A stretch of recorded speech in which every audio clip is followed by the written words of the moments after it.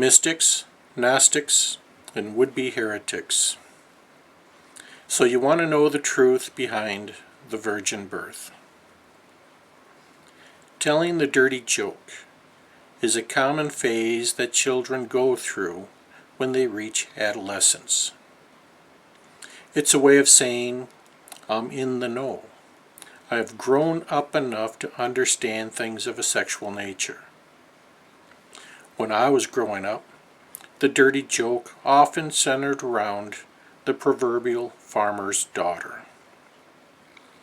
But these were not just fantastic jokes. They alluded to an old truth from a few generations previous.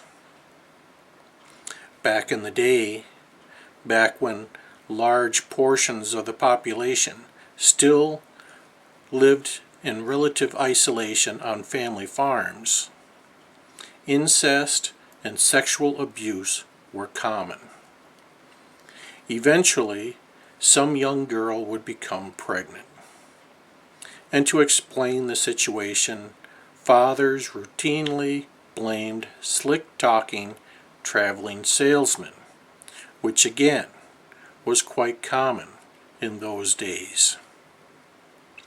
Now other men who knew the farmer generally understood what had happened, so they would joke about the excuse given. Hence the origin of the dirty joke about the farmer's daughter.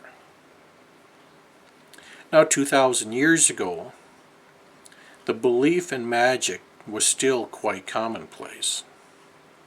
And in the days of Jesus, there were many stories of virgin births and divine intervention. That was the way back then that fathers explained away their incest. Joseph understood Mary became pregnant.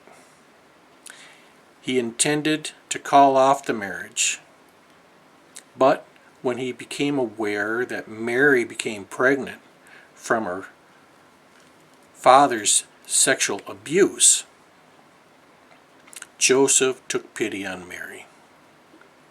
Joseph married Mary to help her escape from her father's abuse. So you see, there wasn't anything special about the birth of Christ. Jesus was the byproduct of an incestuous relationship between a young girl and her pedophile father. I'm Brother Timothy.